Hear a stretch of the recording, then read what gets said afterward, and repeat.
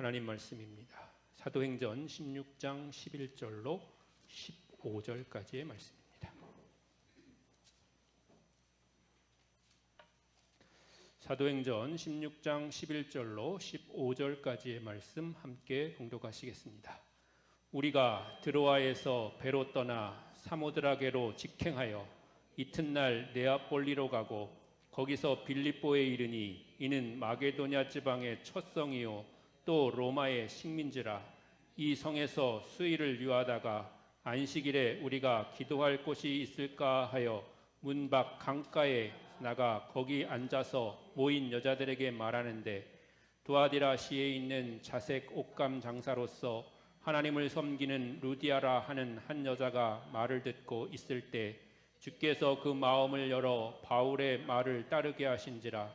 그와 그 집이 다 세례를 받고 우리에게 청하여 이르되, 만일 나를 주 믿는 자로 알거든 내 집에 들어와 유하라 하고 강권하여 머물게 하니라.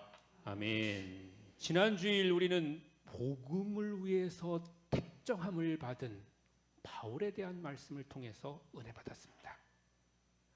바울이 하나님의 말씀으로 택하심을 받아가지고 주의 복음을 전했을 때 아시아와 유럽 지역에 복음이 전해졌고, 복음이 전해지는 곳마다 교회들이 세워졌습니다. 바울을 통해서 전해진 이 복음의 역사는 사람의 힘으로는 막을 수 없는 큰 파도가 됐습니다. 그래서 아시아를 넘어 유럽으로, 그리고 또다시 아시아로, 또 미주 지역으로 그렇게 전파되기 시작했던 것이죠. 여러분, 우리가 바닷가에 가면 파도가 치는데 그 파도가 칠 때 큰 파도가 밀려오면 아무리 힘세고 또 아무리 능력 있는 사람이라고 하더라도 그 파도를 막아낼 수는 없습니다.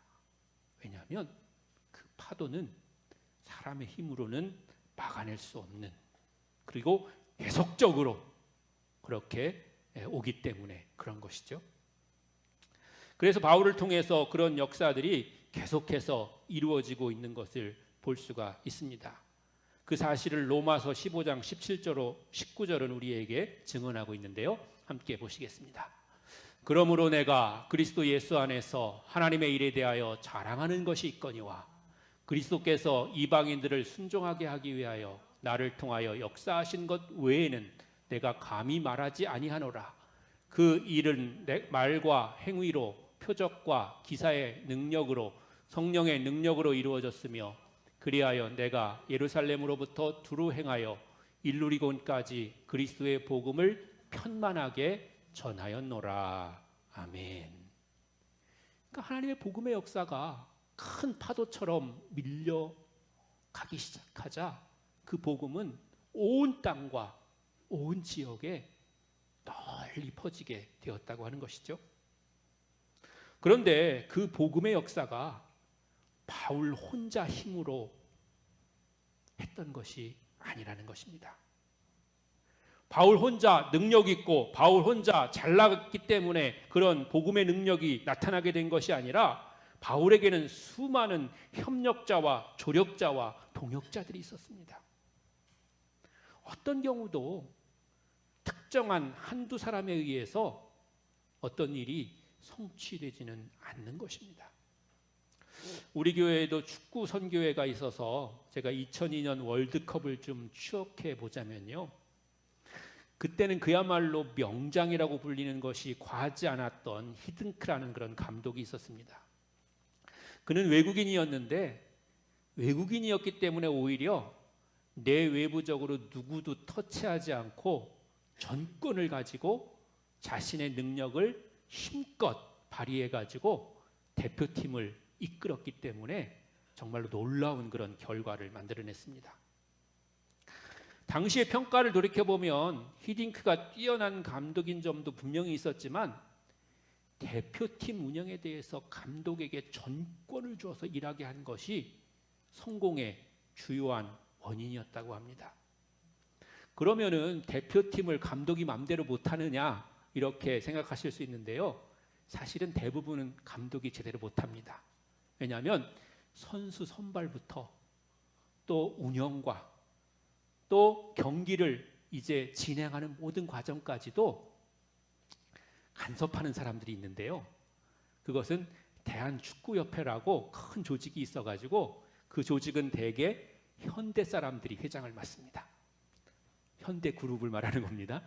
맞는데 거기에는 선수 선발위원회, 조직위원회, 아니면 경기진행위원회 이런 위원회들이 다 있어요. 그래가지고 모든 걸 거기서 다 정해주기도 하고 심지어는 어떤 때는 심하면 대회 중간에 누구 선수를 쓸지 말지 그런 것까지도 거기서 정해주는 거예요. 물론 그 사람들이 연구해야 될 부분이긴 하지만 때로는 그게 간섭처럼 그렇게 되어지는 거죠. 그런데 그럼 우리나라 사람이 하면 그렇고 외국인이 하면 안 그러냐 하면 우리나라 사람이 하면 더 잘할 수도 있을 텐데 그렇지 못한 이유는 감독 자신도 인맥이나 학연이나 지연 이런 거에 얽히고 설켜가지고 있기 때문에 스스로도 공정하지 못하는 경우가 생기는 거죠.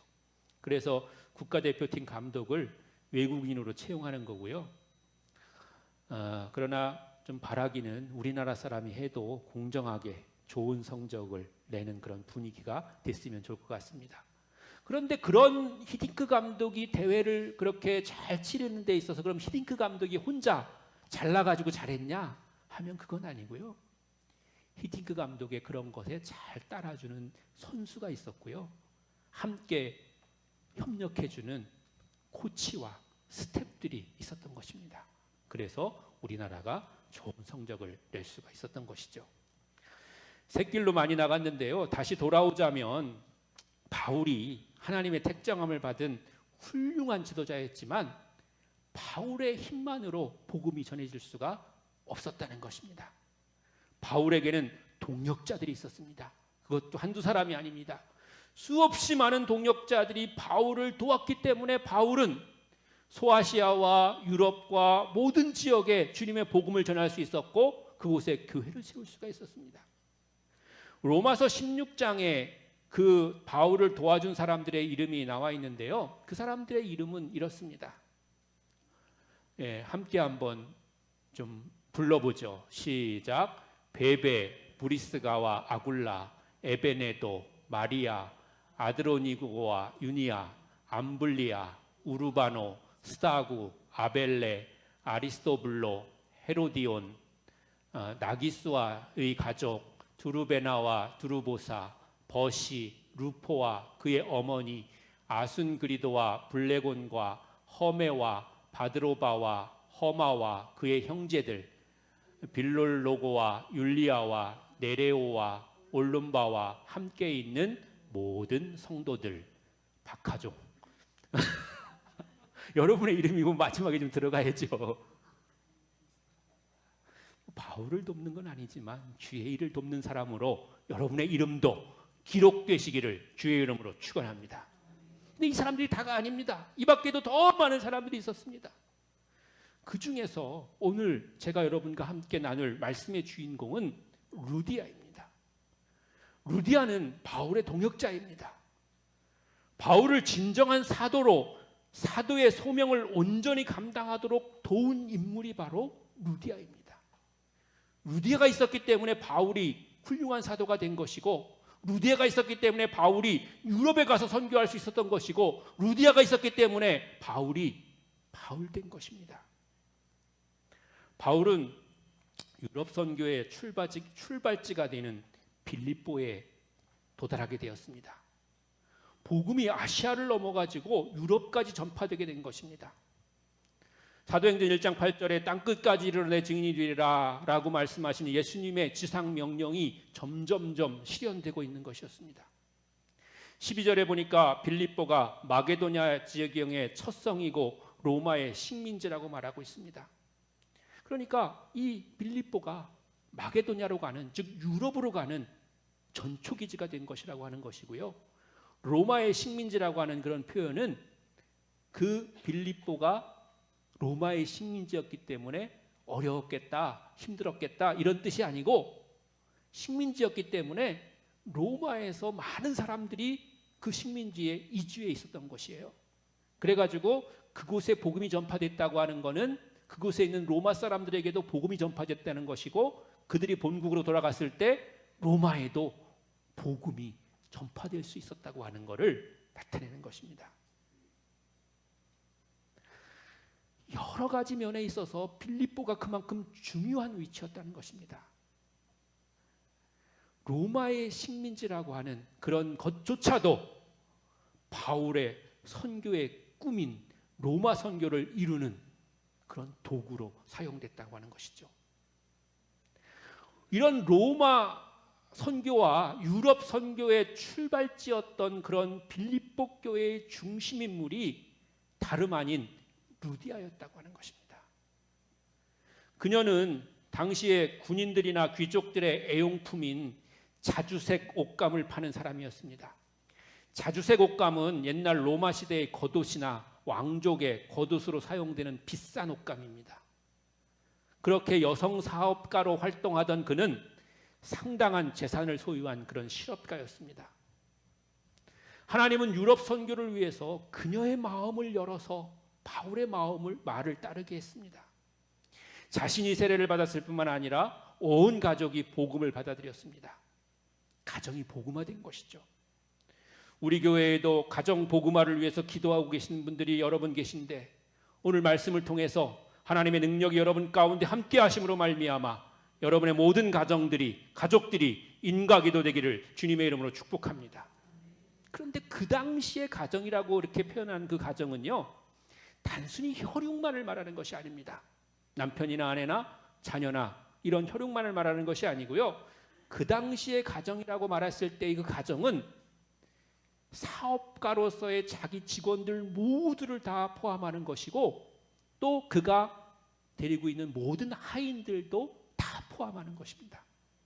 그러니까 루디아의 가족이 인과기도되었다고 하는 것은 혈연 관계에 있는 가족뿐만이 아니라 그가 데리고 있는 모든 직원들, 또 하인들까지도 다 복음화돼 가지고 예수 믿게 되었다고 하는 것이죠.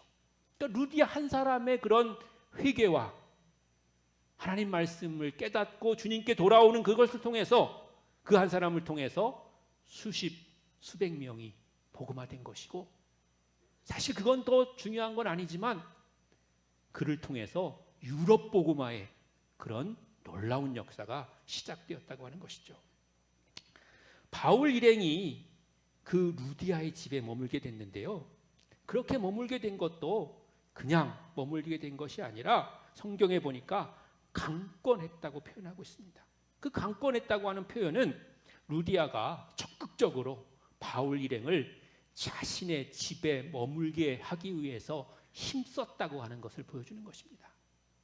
이때 당시에 집에 머문다고 하는 것은 그 나그네를, 그 손님을 환대하는 것이고요, 그리고 그 사람을 통해서 하나님의 뜻을 이루어가겠다고 하는 그런 결단인 것입니다. 왜냐하면 바울이 머무는 그 집이 교회의 시작인 것입니다.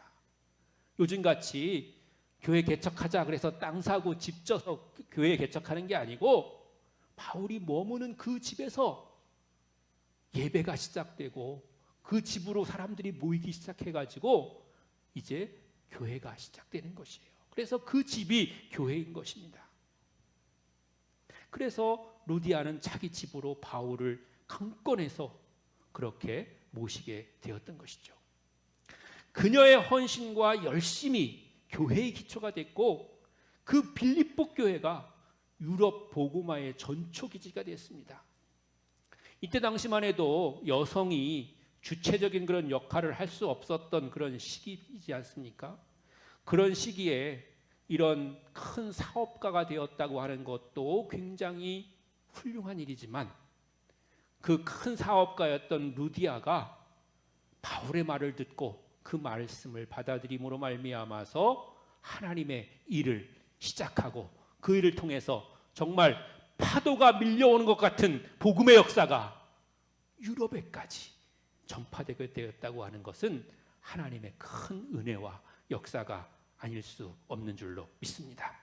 이와 같이 한 사람이 세워지면 그 사람으로부터 놀라운 역사가 일어나는 것입니다. 내가 정말로 제대로 세워지고 내가 정말로 복음 안에서 충만하면 하나님의 역사는 그곳으로부터 나타나게 되는 줄로 믿습니다. 복음은 전해지기가 매우 어려운 것도 사실입니다. 전도하기가 얼마나 힘들고 어렵습니까? 전도하면 이 핑계 저 핑계거리가 얼마나 많은지 몰라요. 어서 그런 핑계거리를 미리 준비해놨는지 모르겠어요. 그게 힘들어요. 힘든 것도 사실이지만 그러나 루디아와 같은 한 사람이 세워지면 복음은 파도처럼 온 세상과 민족과 모든 영혼들을 향해서 사람이 막을 수 없는, 사람이 핑계댈 수 없는 그런 능력의 역사로 말미암아 흘러가게 되는 줄로 믿습니다. 이쯤에서 우리 찬양 하나 부르죠. 세상 모든 민족이.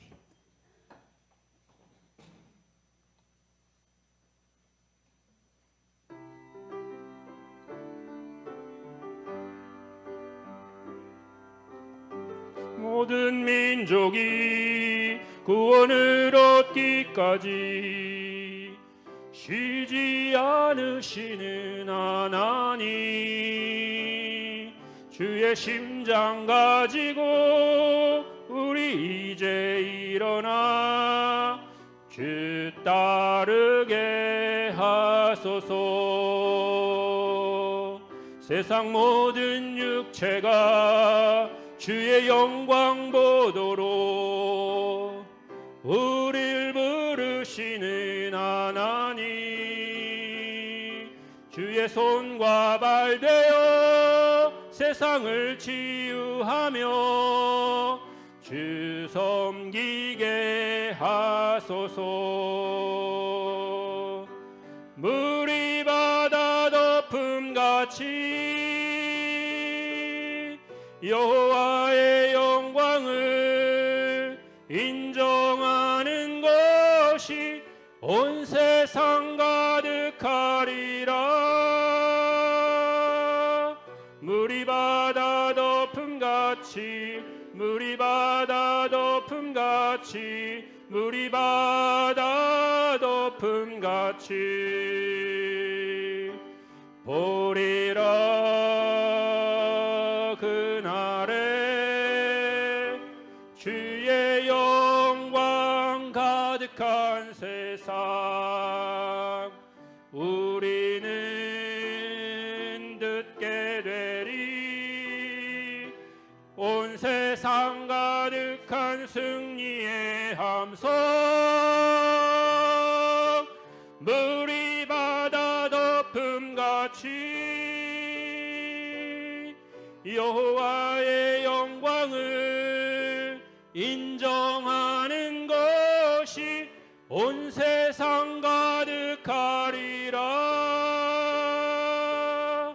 물이 바다 덮음같이, 물이 바다 덮음같이, 물이 바다 덮음같이. 할렐루야. 이런 물이 바다를 덮는 그런 놀라운 역사를 위해서 우리는 우리 주변에 숨겨져 있는 루디아를 찾아야 합니다.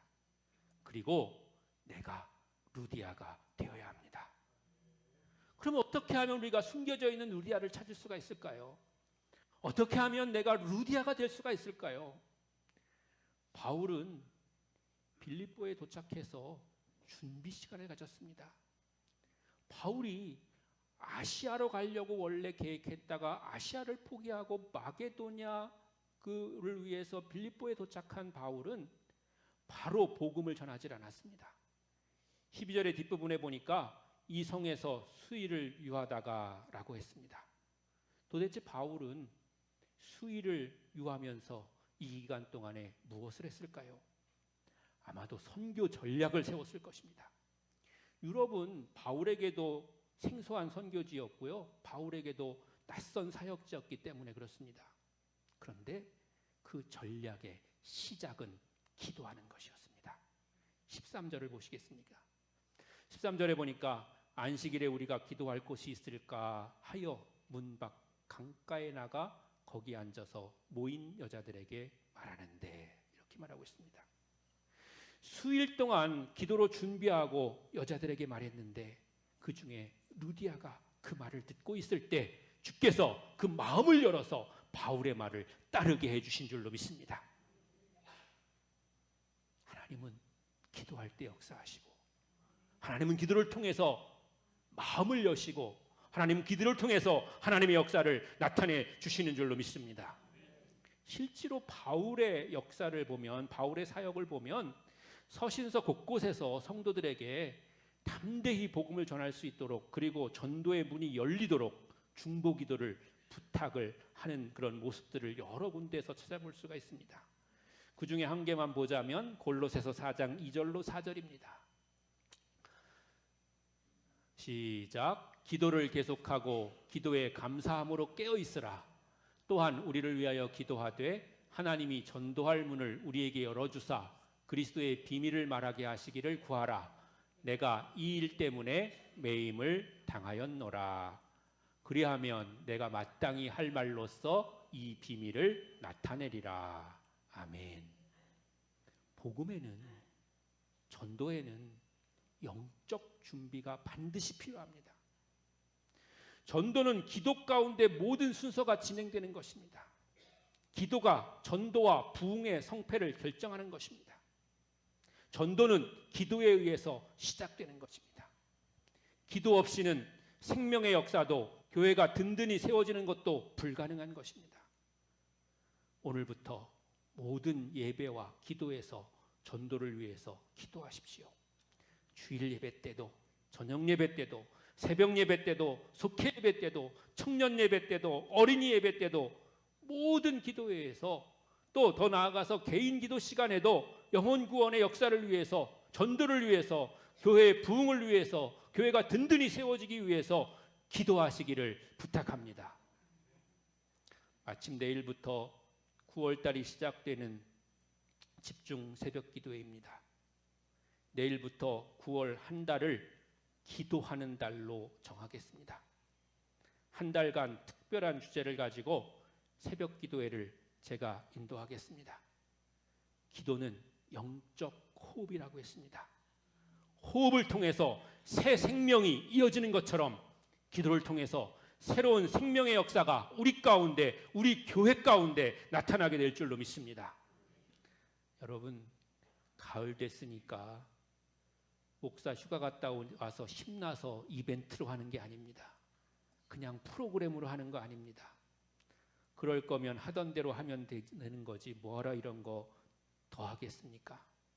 저는 죽기 살기로 하는 것입니다. 9월에 기도하고 전도할 겁니다. 10월엔 전도하고 기도할 겁니다. 저는 죽기 살기로 할 건데 여러분은 어떻게 하실지 스스로 결단하십시오. 죽기 살기로 하면 살 것이고 살기 죽기로 하면 죽을 것입니다.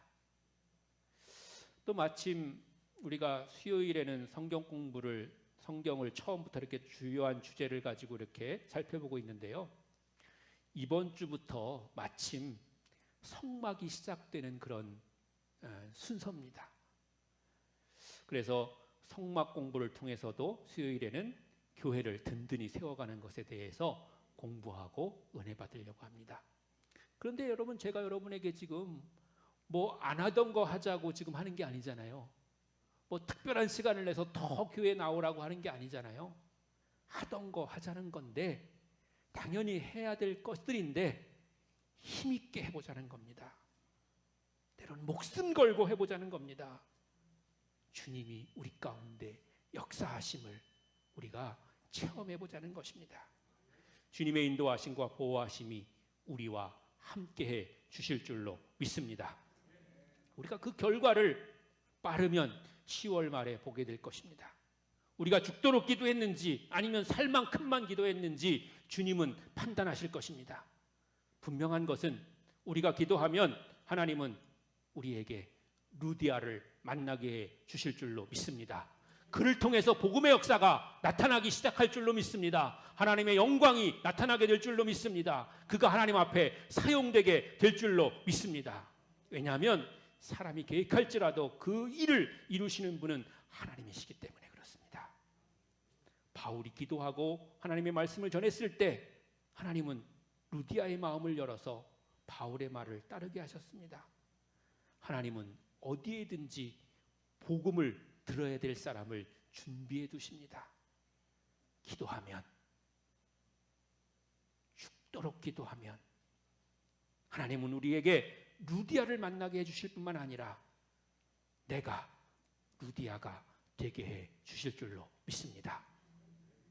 내가 루디아입니다 라고 그렇게 고백하시길 바랍니다. 루디아와 여러분이 별 차이가 없습니다. 글쎄 루디아가 더 돈이 좀 많았을지 모르겠습니다. 사업하니까. 그러나 하나님의 일은 어떤 한 가지만으로 되는 것이 아닙니다.